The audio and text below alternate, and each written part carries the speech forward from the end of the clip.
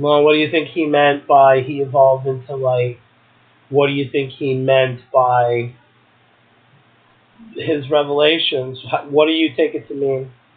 I take it to mean that the body, the soul, I should say, goes through transitional forms. That it eventually evolves into the way of becoming a spiritual god. Oh, so you're Meaning not a god, but like but you're saying he was once a man and he was once a mortal being who was born, and you're saying that he somehow evolved in soul and in spirit into a state where he's some sort of divine emanation. Master. Yeah, master consciousness or whatever. It would either way. It would be a temporal divinity or a temporal master. Either way, the way I reckon it. So that's interesting. That must have been freaky. I mean, next time you record something like that, I would love to know, like, senses. Like, what were you smelling? What were you feeling? Was it cold? Like, various other things like that. Obviously, in more detail, the merrier for stuff like this, because it's very interesting. Well, let me see. Hold on. As far as that, before we move on to the next topic. So we were about to go to plugs, but we have more from Wolfman's Dream Journal. He says he found another, in this case, meditation journal. He says he just found another page pertaining to this meditation cycle where he encountered Odin and someone else as balls of light. Very strange, very interesting story. Maybe it's common. I'm ignorant of meditation because I've only been in a trance like once.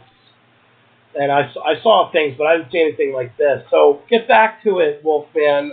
You found another page to the same meditation cycle. What is it? It said, end universe, I guess, finishing off the point before. I saw a light shape in a fire turning from yellow, green, and red.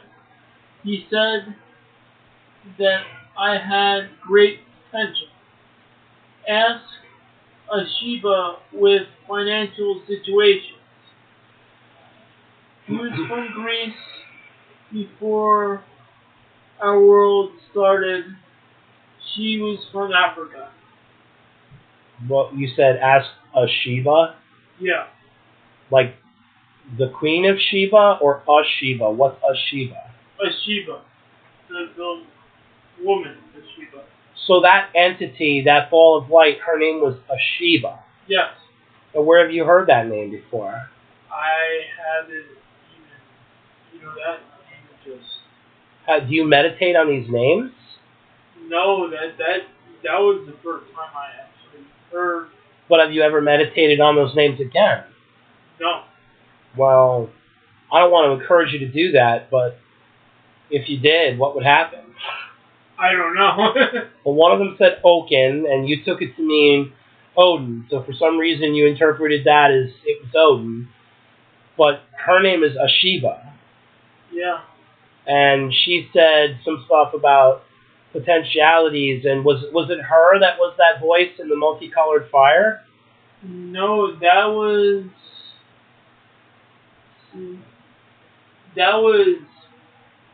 Okin or Odin. So then his ball of light went into the fire, and the fire went from yellow to green to red. Yeah. So when did she speak? What did she say? And what did she transform into?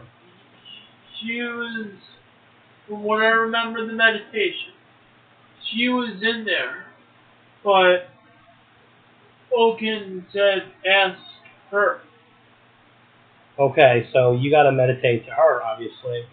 Not that I recommend you do that, but I don't know about meditation. So far, my results have not led me to this, so clearly you have an interesting way with it. So that's interesting. That was your meditation cycle. You're done with that? Yes. All right, so... Time for pause. Yeah, this is a journal of the Dreamscapes. Joseph Evaldi brand? The Joseph Evaldi brand on the Joseph Evaldi network.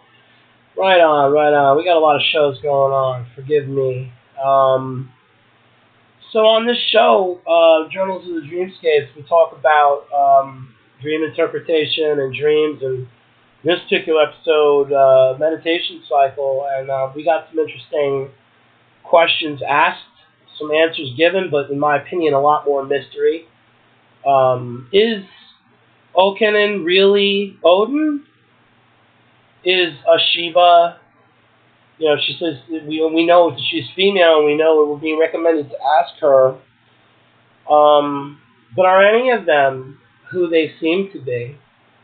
Maybe Joe will meditate on them and find out for us if that's at all possible. And now, I'm Ricky Bearhart. I'm here to do some dream interpretation and to hear this stuff. It's all very interesting to me. I study consciousness, has been aforesaid. I'm not a scientist. I'm a poet and a writer of fiction. And I use that as my credentials because I've read all sorts of strange things and I've had strange anomalies in my consciousness also. So it qualifies me to a certain degree, perhaps not for everyone, but I'm an emissary of the Okin network, where we have 6 channels of podcasting going on. One for audiobooks. We feature the writings of Richard Andrew Olkis, the audiobook of Malthoria Volume 1. We have the CD, the spoken word CD from 2004 as an old school Machinations of the Cybernetic Phantom God on Quantum Posy, the poetry channel. And check out Temporality's Shadow, our paranormal investigation channel. All of it's pretty wild. The Okin Network, poetry, prose, paranormal investigation, talk, a creative baptism for every day. Check it out on Spreaker.com. I'm going to do something different for a change. Okay. Normally, I would be plugging the Joseph Evaldi brand, Joseph Evaldi network, and the shows and the books. But I'm going to plug 2 books that aren't my own, that were inspirations of my Soul Warrior's journey. One book was The Celestine Prophecy by James Redfield. It was a book where he went on the journey and he found 12 insights that shaped the course of whatever he goes through in the book and where he went to Peru. It's very interesting, whatever I read. Dealt with control dramas and the evolution of history and how everything with history and religion is linked and everything else. What religion? Catholicism. So Christianity. Christianity and how everything evolved and how From what? From how far back? How far back does it go? Like what year? It goes back from the turn of the century. No, not turn of the century. The turn of like BC, like. So in other words, 0 to. So in other words, 1000. AD. So. Yeah. From Christ all the way to now. That was in the beginning of the book, and then it led on to its journey. Oh, okay. Well, all right. And also, I like to plug Dan Millman's The Way of a Peaceful Warrior. With that book, he had a guy named Socrates in the book, and that was Dan Millman's mentor, which means he went through an fatal injury, and not fatal, but his leg was messed up. But his mentor guided him through interesting interpretations that led him to wherever he needed to go on a spiritual journey. To getting better. To getting better. So healing his body, healing his mind, healing his spirit. Yes. All right, well, if you drew inspiration from it and you got that, if it's so inspirational for your book, it must be something to check out. So we got another dream for us. Now his plugs are done. Yes. Just lay it on us. Last dream for the show. Yeah, it seems that way. Okay. So? When I started writing this dream, it was August 25th, 2009. I put a line through Lost. I don't know where I was going with that. But Lost?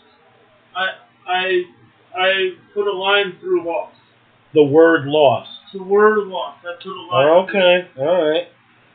Other psychics asked where I got the gold necklace. And asked where I got it. It didn't answer. Or I don't know what I meant by it didn't answer. But she said... The psychic that didn't answer? Yeah. Or you didn't answer?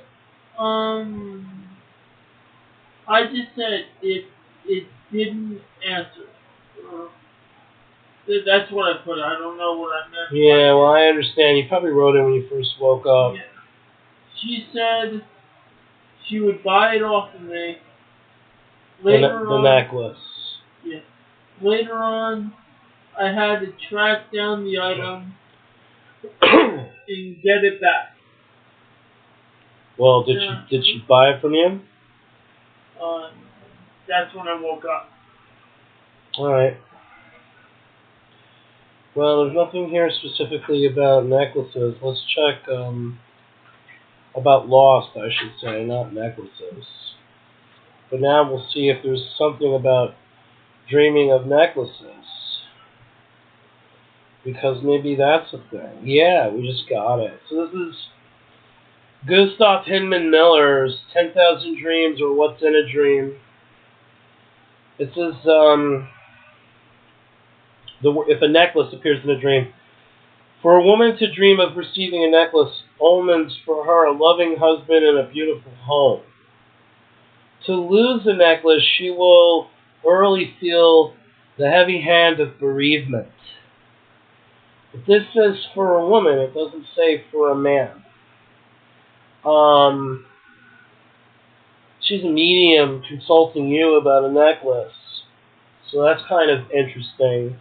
But it doesn't say anything about you, about you losing it. So, I don't know. What do you think? I'm looking for something that mentions necklaces in this dream book. Mm-hmm. If I can find it. Gotcha. Okay, in this book that I have, A Pocket Guide to Dreams, written by Philip Cluckas and Douglas Cluckas, they talk about precious metals and gold and silver. They said, in today's society, gold and silver are generally considered to be among the most precious metals. However, metal has a more serious purpose than mere surface appearance. Less valuable metals such as iron, tin, and copper are vital in our daily lives, and as such enter realms of our dreams. In both Eastern and Western tradition, gold was often seen as the encapsulation of the power of the sun in solidified form. Because of this, and due to the rarity